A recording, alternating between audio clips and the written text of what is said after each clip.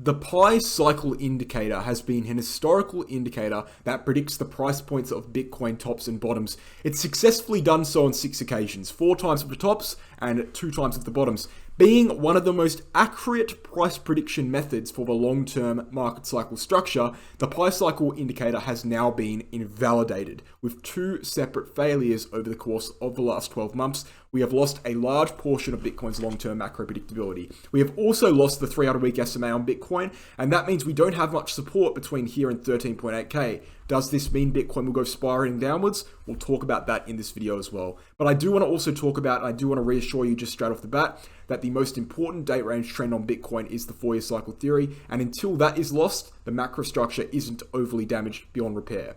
These indicators we have lost, although very, very impactful to the health of Bitcoin, were inevitable to be lost. They were based on price points, and price points, of course, with diminished returns, will eventually be lost. They were certain to be lost at some point in the future. It has just so happened to happen now. But we do need to discuss certain doomsday scenarios. I personally think the health of Bitcoin is secure. I think Bitcoin is fine, but we do, of course, need to be open to all possibilities. That's what we're going to talk about in this video, guys. Let's get into it.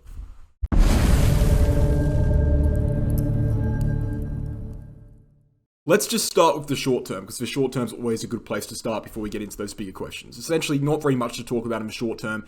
We went downwards, everyone knows that. Went downwards, we formed a downtrending resistance line on Bitcoin. We have resistance at 17.6k, which is the previous June low, and we have support at both 16.2k, which we just lost a couple of hours ago, but then also, of course, support at 15.6k, which is the local low. So this could play out like a descending triangle structure. We could see something like this and break to the downside. That's what I would see as likely. But of course, there is a chance we break to the upside, in which case that's good to know, and that would be good to happen. In which case we'd probably come up and retest 17.6k once more, and then from there it's a big question mark. We'd have to see what happens at that point in time. But that's the short-term chart. Go ahead and draw that in. Downtrending lines, very important to know where the short-term direction could be on Bitcoin. But the big part of this video, obviously, is the long-term. What has happened in the last 24 hours? Why is it such a big deal? Let's get into it. The Pi cycle top and bottom indicator uses various moving averages in relation to the halvings as well to predict where the tops would be and where the bottoms would be based on crosses in those moving averages and based on distance from the halving. Now, we've seen the Pi cycle top indicator call the top on 4 separate occasions, as I said before earlier in this video, 2013, 2014. It also called the top perfectly and pretty much perfectly on a weekly candle basis in 2017, and also called the top in 2021, or called the first peak as well, which is essentially the top, close to the top at least. I mean, we went a little bit higher, but not much higher. And then it also called the bottom here in 2018, and it called the bottom as well in 2015 as per the bear market lows. Now, here's the problem, and this is a big problem, believe it or not. Pi cycle top and bottom indicator, it marked the bottom here in June, okay? Marked the bottom here in June. However, we've gone below the bottom. We've seen a weekly candle close below the bottom. We've gone downwards. Now, you could argue that we did the same thing here in November 2021, in which case you'd be correct, okay? Technically, it didn't mark the top in 2021. Technically, we went a bit higher. And technically, it might mark the bottom here as well. I mean, we've only gone a little bit lower. Could be the same situation as 2021. But the deviations are quite different, okay? Pi cycle works on weekly candle closes. The distance of error, right? It failed by a margin of around 8% in 2021. Now, it's failing as of right now by a margin of around, on weekly candle basis, 15%. So it's doubling its failure margin. So, you know, it's a little bit different story in 2021. Maybe 2021 predicted that it was going to get invalidated. Maybe 2021 showed some cracks in the surfaces of the formula, potentially. But as of right now, this is not good news, right? Because this is historically a very accurate thing for predicting tops and bottoms. Now, you could argue, and this is the argument I'm going to make personally, right? Although this is bad, although this ruins long-term predictability to a certain extent, it was certain. It was going to happen eventually. The thing with moving averages based predictions, right? These Pi cycle predictions are based on moving averages, is that when you see diminishing returns, those moving averages are inherently going to get closer and closer together. So it takes less and less volatility to make them cross, and hence less and less volatility to trigger the Pi cycle to fail. You know, that's the problem with them. So I will go ahead and say, and I didn't mean to fearmonger in the introduction, right? It is definitely concerning. But I will go ahead and say that it was going to happen eventually, in the same way that this uptrending macro line that you might remember, right? This one stemming, I can't remember exactly where it stems from, something like that. Remember that line, guys? Macro uptrending line, it did something like that. I can't remember exactly how it was drawn. in the same way that that line was inevitably, was going to be lost at some point eventually, just by the nature of diminishing returns, the price cycle, indicator was going to be lost as well, right? It had to be. There was no other way. Diminishing returns guarantees that it will fail eventually, as with all macro trends that rely on price action. This is why I enjoy, and this is why I very much believe in the 4-year cycle theory, because the 4-year cycle theory doesn't rely on price points. Price point based macro trends will always be invalidated, okay? Even the 300-week SMA, which by the way is a big deal. We lost that as well, okay? We lost the 300-week SMA, it's gone. We closed a weekly candle sharp below the 300-week SMA. We are now in free fall on Bitcoin. There is currently no support that I can see. Let's put it that way. There's no real support that I can see on Bitcoin until we go down to 13.8k. In terms of horizontal support, in terms of what I can witness in terms of diagonal support, I can't see anything until we reach 13.8k to 11.5k on Bitcoin. And hence, I would have to expect that we go there, especially if we lose the local low on the hourly chart. I would see no reason why we don't go down to 13.8k. So my prediction on Bitcoin is this. Now that we've lost all those indicators, I would say this. If we lose 15.6k, we're going down to 13.8. That is my prediction on Bitcoin. Okay? And until we get back above, say 17.6, we're still in the local downwards range and we're still very much at risk of that happening. That's kind of my opinion on Bitcoin right now. I want to briefly interrupt this video to talk about the BitGet exchange. Now, the BitGet exchange has 5 times lower fees than Binance, which is commonly referred to as the cheapest exchange in the cryptocurrency market. It's also non-KYC or voluntarily KYC, so you can stay true to the fundamental values of cryptocurrency, one of which being anonymity, of course.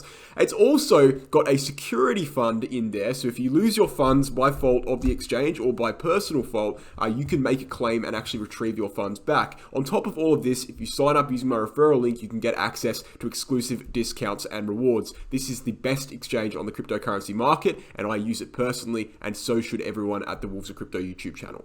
Now, if you're interested in actually learning how to trade for yourself, you can check out the Crypto Academy via the website link in the description below. This is a course developed by myself and Megaworld Crypto, a 10-unit course taking you through every single step from step 1 to step infinite about how to become a trader. Go ahead and check that out and chuck us an email at cryptoacademycourses@gmail.com and we'll get back to you with the full information and payment information if you're interested. Thanks guys for watching the advertisements. Let's get back into the video. So I want to make that very clear. Now it has been a short video, which you probably wouldn't have expected by the title and by the introduction, but I want to make it very clear.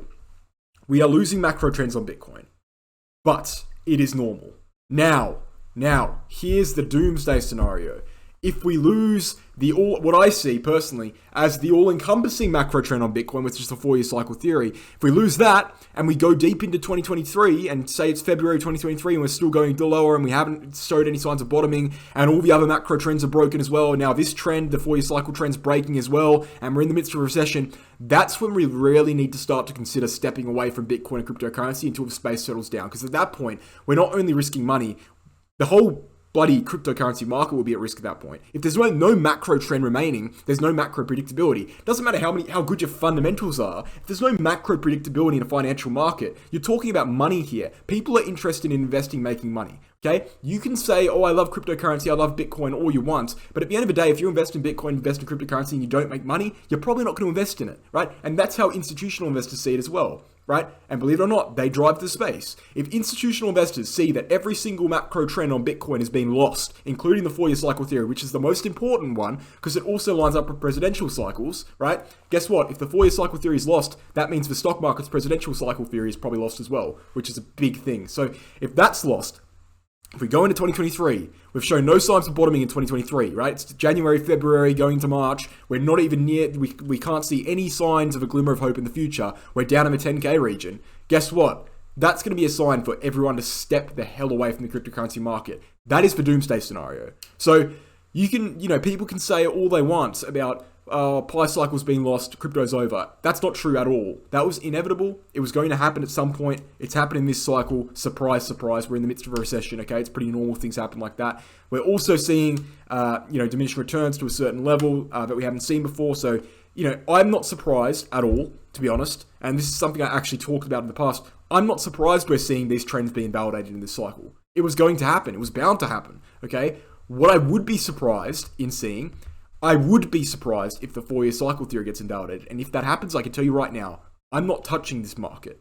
So we better hope it plays out. And at this point in time, I have no reason to believe that it won't. So I'm still sticking by my predictions. I still think we will bottom in Q4, right?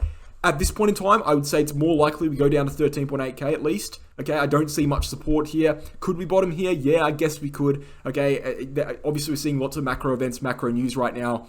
So it's kind of hard to give you a concise prediction, especially when we've only been in this region for like 3 or 4 days. It's not really much data to go off. But at this point, what I would say is this.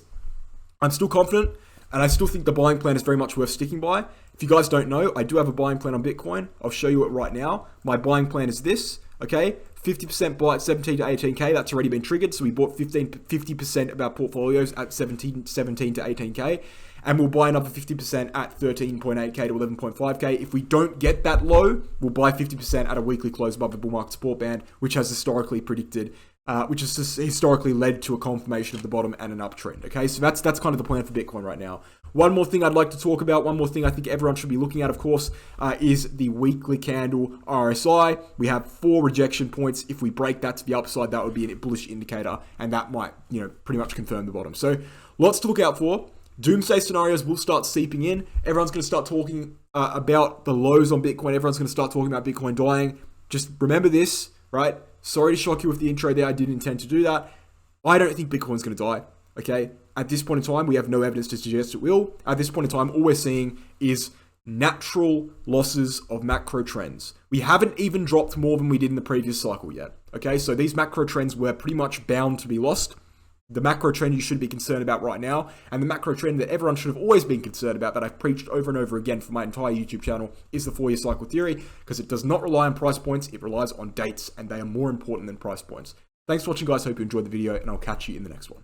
Cheers.